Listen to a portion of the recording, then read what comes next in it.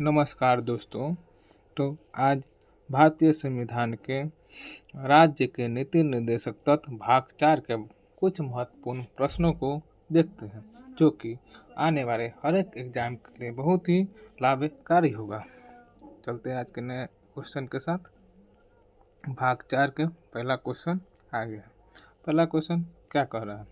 पहला क्वेश्चन कहा जा रहा है, भारतीय संविधान के भाग 4 में किसका वर्णन है?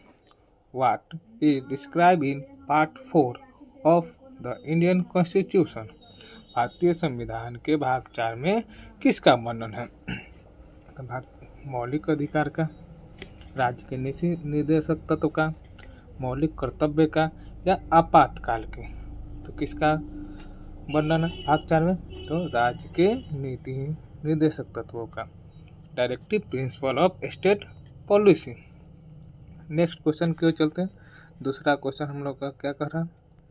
दूसरा क्वेश्चन है, भारतीय संविधान में नीति निर्देशक तत्व किस देश से लिए गए हैं? Directive principles of state policy are borrowed from which country? जो भारतीय संविधान में नीति निर्देशक तत्व है वह किस देश से लिया गया है? पहला यूएसए, दूसरा आयरलैंड, तीसरा यूके, चौथा कनाडा। किस देश से लिया गया है भारतीय संविधान के नीति निर्देशक तत्व को? तो आयरलैंड से लिया गया है। चलिए अब नेक्स्ट क्वेश्चन की ओर चलते हैं। क्वेश्चन संख्या 3। क्वेश्चन संख्या 3 क्या करा? भारतीय संविधान के भाग 4 में कौन सा अनुच्छेद शामिल है? Which articles are included in part 4 of the constitution? भारतीय संविधान के भाग 4 में कौन सा अनुच्छेद शामिल है? 12 से 35 है, 36 से 51 है, 52 से 78 है या 79 से 122 है। कौन है? तो हम लोग का आंसर है बी, 36 से 51। आइए अब नेक्स्ट क्वेश्चन के चलते हैं। नेक्स्ट क्वेश्चन क्या है? प्रश्न संख्या 4। प्रश्न संख्या 4 में क्या कहा जा रहा है? प्रश्न संख्या 4 में कहा, नीति निर्देशक तत्वों का उद्देश्य क्या है? What is the main M of directive principle? जो नीति निर्देशक तत्व है उसका उद्देश्य क्या है? राज्य में न्याय लागू करना, राज्य के मार्गदर्शन देना, राष्ट्रपति के अधिकार बढ़ाना, संसद को समाप्त करना। तो इसका ऑप्शन कौन हो जाएगा? ऑप्शन बी, राज्य के लिए मार्गदर्शन देना। चलिए अब नेक्स्ट क्वेश्चन की ओर चलते हैं। क्वेश्चन संख्या 5। क्वेश्चन संख्या 5 में कहा जा रहा है, नीति निर्देशक तत्व किस प्रकार के अधिकार है? Directive principles are which types of right? जो नीति निर्देशक तत्व है वो कैसा अधिकार है? न्यायालय में लागू, गैर न्यायिक है, मौलिक अधिकार है या संवैधानिक संशोधन है? तो इसका ऑप्शन क्या हो जाएगा? इसका ऑप्शन हो जाएगा 5 का, गैर न्यायिक है, यह न्यायालय में वाद योग नहीं है। आइए नेक्स्ट क्वेश्चन की ओर चलते हैं। क्वेश्चन संख्या 6 क्या कह रहा है? क्वेश्चन संख्या 6 में कहा जा रहा है, नीति निर्देशक तत्वों का वर्णन किस अनुच्छेद से शुरू होता है? From which article do DPSP begin? जो नीति निर्देशक तत्व है वह कौन सा अनुच्छेद से शुरू होता है? अनुच्छेद 32, अनुच्छेद 34, अनुच्छेद 36, अनुच्छेद 40। तो कौन सा अनुच्छेद से होता है? अनुच्छेद 36। हम लोग जानते हैं कि अनुच्छेद 36 से 51 के बीच नीति निर्देशक तत्व को शामिल किया गया है। हम नेक्स्ट क्वेश्चन की ओर चलते हैं। क्वेश्चन संख्या 7। क्वेश्चन संख्या 7 में क्या कह रहा है? क्वेश्चन संख्या 7 में कहा जा रहा है, अनुच्छेद 36 किससे संबंधित है? Article 36 is related to? किससे संबंधित है आर्टिकल 36? राज्य की परिभाषा से है, पंचायत से है, शिक्षा से है या समान वेतन से है? तो किससे है? तो राज्य की परिभाषा से। अनुच्छेद 36 किससे संबंधित है? राज्य की परिभाषा से। आइए और नेक्स्ट क्वेश्चन के चलते। क्वेश्चन संख्या 8। अनुच्छेद 37 किससे संबंधित है? Article 37 deals with. अनुच्छेद 36 है वह किससे संबंधित है? डीपीएसपी का महत्व है, पंचायत है, न्यायपालिका है या संसद है? तो किससे है? हम लोग जानते हैं अनुच्छेद 37 डीपीएसपी के महत्व से संबंधित है। अगला क्वेश्चन की ओर चलते हैं। क्वेश्चन संख्या 9 क्या कह रहा है? अनुच्छेद 38 किससे संबंधित है? आर्टिकल 38 रिलेटेड टू सामाजिक व्यवस्था से, पंचायत से, शिक्षा से, न्यायपालिका से। तो किससे है? सामाजिक व्यवस्था से। किससे है? सामाजिक व्यवस्था से है। आइए नेक्स्ट क्वेश्चन की ओर चलते हैं। क्वेश्चन संख्या 10। क्वेश्चन संख्या 10 में क्या कहा जा रहा है? अनुच्छेद 39 किससे संबंधित है? आर्टिकल 39 रिलेटेड टू अनुच्छेद 39 है जो किससे संबंधित है? आर्थिक न्याय से है, पंचायत से है, भाषा से है, चुनाव से है। किससे है अनुच्छेद 39 संबंधित? तो आर्थिक न्याय से संबंधित है। किससे संबंधित है? आर्थिक न्याय से, इकोनॉमिक जस्टिस से। आगे की ओर चलेंगे। क्वेश्चन संख्या 11। क्वेश्चन संख्या 11 क्या का? समान कार्य के लिए समान वेतन का सिद्धांत किस अनुच्छेद में? Equal pay for equal work is mentioned in which article? Article 38, 39, 40 या 45 किससे संबंधित है? संबंधित है 39 से। किससे संबंधित है? 39 से। अनुच्छेद 39 से समान कार्य का समान वेतन संबंधित है। क्वेश्चन संख्या 12 की ओर चलते हैं। क्वेश्चन संख्या 12 में क्या कहा जा रहा है? पंचायत व्यवस्था किस अनुच्छेद में? Panchayati system is mentioned in which article? जो पंचायती व्यवस्था है वो किस अनुच्छेद से संबंधित है? किससे? 39 से, 40 से, 41 से, 42 से। किससे संबंधित है? तो अनुच्छेद 40 से। अनुच्छेद 40 में क्या है? पंचायत की बारे में कहा गया। नेक्स्ट क्वेश्चन के चलते क्वेश्चन संख्या 13 क्या कहा जा रहा है इसमें? इसमें कहा जा रहा है काम, शिक्षा और सार्वजनिक सहायता का अधिकार किस अनुच्छेद में है? जो काम, शिक्षा और सार्वजनिक सहायता के अधिकार किस अनुच्छेद में है? Right to work, education and public assistance in mentioned in which article? Article 41, 42, 43 या 44 किससे संबंधित है? तो आर्टिकल 41 अनुच्छेद 41 है। नेक्स्ट क्वेश्चन के चलते हैं। क्वेश्चन संख्या 14 में क्या कह रहा है? 14 में कह रहा है मानवीय कार्य दशा और मातृत्व राहत किस अनुच्छेद में है? Human conditions of work and mentality relief are in article 40, article 41, 42, 43 किससे संबंधित है? मानवीय कार्य दशा या मातृत्व राहत किससे संबंधित है? तो आर्टिकल 42 से संबंधित है। किससे संबंधित है? आर्टिकल 42 से संबंधित है। अब नेक्स्ट क्वेश्चन की चलते हैं। क्वेश्चन संख्या 15 क्या कर रहा है? क्वेश्चन संख्या 15 कर रहा है जीवन निर्वाह योग्य वेतन किस अनुच्छेद में है? लिविंग वेज इज मेंशन्ड इन जो जीवन निर्वाह योग्य वेतन होता है वह किस अनुच्छेद में? अनुच्छेद 42, 43, अनुच्छेद 44 या अनुच्छेद 45?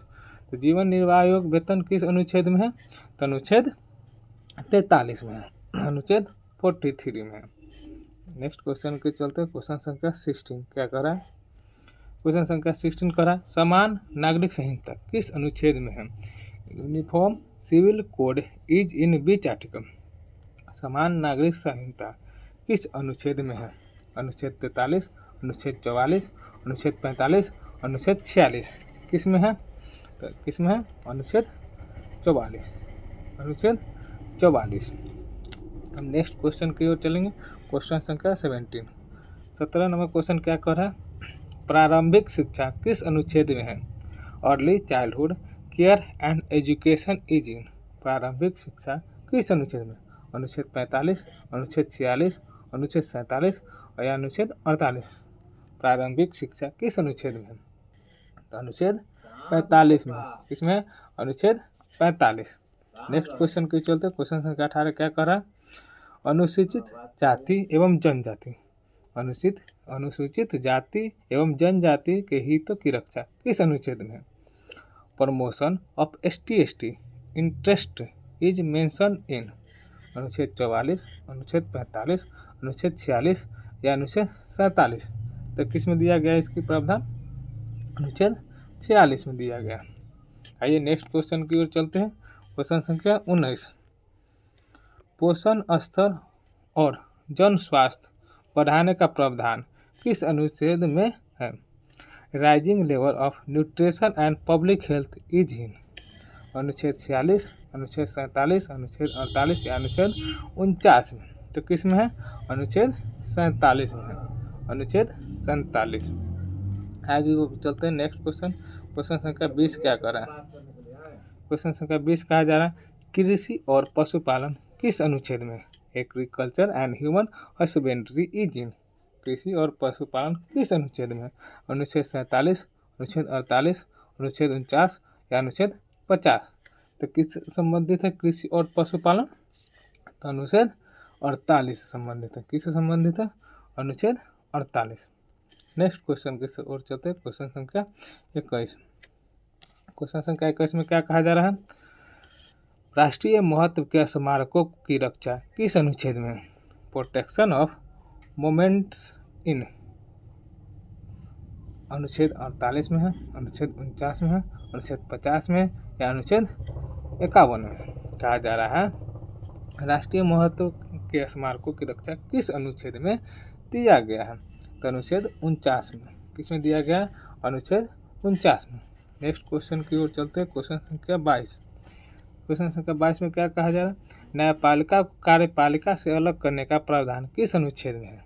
Separation of judiciary from executive is in न्यायपालिका को कार्यपालिका से अलग करने का प्रावधान कौन सा अनुच्छेद में? अनुच्छेद 49 में है, अनुच्छेद 50 में है या अनुच्छेद 51 में या अनुच्छेद 52 में। तो किस में दिया गया?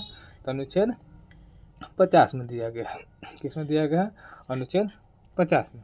आगे चलते हैं अगला क्वेश्चन।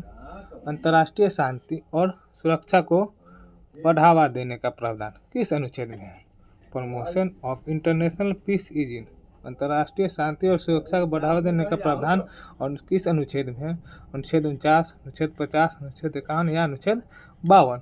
इसमें दिया गया है इसके बारे में? तो अनुच्छेद 51 अंतर्राष्ट्रीय शांति का प्रावधान का है, अनुच्छेद 51 में दिया गया। आगे की ओर चलते हैं। Next question. नेक्स्ट क्वेश्चन क्या कह रहा है? नीति निर्देशक तत्व किसके लिए निर्देश है? Directive principles of are guideline for जो नीति निर्देशक तत्व है किसके लिए निर्देश दिया गया है? नागरिक के लिए, राज्य के लिए, न्यायपालिका के लिए या राष्ट्रपति के लिए? किसके लिए दिया गया है? तो इसका ऑप्शन क्या हो जाए? ऑप्शन बी, राज्य के लिए। आगे चलते हैं नेक्स्ट क्वेश्चन की ओर। क्वेश्चन संख्या 25। 25 में क्या कह रहा है? नीति निर्देशक तत्व किस प्रकार के राज्य की स्थापना करना चाहते हैं? जो DPSP aim to establish which type of state नीति निर्देशक तत्व किस प्रकार के राज्य की स्थापना करना चाहते हैं? पुलिस के राज्य, कल्याणकारिता राज्य, सैन्य के राज्य या राजतंत्र का राज्य? इसका ऑप्शन क्या हो जाएगा? ऑप्शन बी, कल्याणकारी राज्य के। आगे की ओर चलते हैं अगला क्वेश्चन। क्वेश्चन संख्या 26 क्या कह रहा है? क्वेश्चन संख्या 26 में कह रहा है नीति निर्देशक तत्वों को लागू कराने के लिए न्यायालय में जा सकते हैं। Can DPSP B enforce in court क्या नीति निर्देशक तत्वों को लागू कराने के लिए हम लोग न्यायालय जा सकते हैं? हाँ, हाँ, नहीं, केवल सुप्रीम कोर्ट में या केवल हाई कोर्ट में? इसका ऑप्शन क्या हो जाएगा? ऑप्शन बी, नीति निर्देशक तत्वों के लिए हम लोग कोर्ट की ओर नहीं जा सकते हैं। Next question. क्वेश्चन संख्या 27। क्वेश्चन संख्या 27 में क्या कहा जा रहा है? क्वेश्चन संख्या 27 में कहा जा रहा है भारतीय संविधान में नीति निर्देशक तत्वों का विचार किससे प्रेरित है? The idea of DPSP is inspired by जो भारतीय संविधान में DPSP है वह किसके विचार से प्रेरित है? आयरलैंड के संविधान से, ब्रिटिश संविधान से, फ्रांसीसी संविधान से या जापान के संविधान से? तो किसके संविधान से प्रेरित है DPSP? तो आयरलैंड के संविधान से। नेक्स्ट क्वेश्चन की ओर चलते हैं। क्वेश्चन संख्या 28। क्वेश्चन संख्या 28 में क्या कर रहा है? नीति निर्देशक तत्वों को किस संशोधन से मजबूत किया गया? विच अमेंडमेंट स्ट्रेंथ DPSP जो नीति निर्देशक तत्व है उसको मजबूत किया गया? कौन सा संशोधन हुआ? 42वां द्वारा, 44वां द्वारा, 52वां द्वारा, 61वां द्वारा? किसके द्वारा इसको मजबूत किया गया था? तो 42वां संविधान संशोधन द्वारा। नेक्स्ट क्वेश्चन की ओर चलते हैं। क्वेश्चन संख्या 29। तो क्वेश्चन संख्या 29 क्या करा, नीति निर्देशक तत्वों का संबंध किससे है, टीपीएसपी, मेनली रिलेटेड टू, किससे संबंधित नीति निर्देशक तत्व, सामाजिक और आर्थिक न्याय से, राजनीतिक अधिकार से, चुनाव से या सेना से। तो किससे संबंधित है, सामाजिक और आर्थिक न्याय से संबंधित है। आज का अंतिम और आखिरी क्वेश्चन देखेंगे हम लोग। अंतिम आखिरी क्वेश्चन में क्या कह रहा है, नैतिक निर्देशक तत्व किस प्रकार के सिद्धांत है, डायरेक्टिव प्रिंसिपल आर। नैतिक निर्देशक तत्व कैसा सिद्धांत है, केवल बाध्यकारी है, गैर बाध्यकारी है, न्यायिक है या सहन है। तो इसका ऑप्शन क्या हो जाएगा, गैर बाध्यकारी है। तो आज के साथ हमारा सेशन आज यहाँ समाप्त हुआ। आएंगे और नेक्स्ट क्वेश्चन के साथ अगले सेशन में। जब तक धन्यवाद।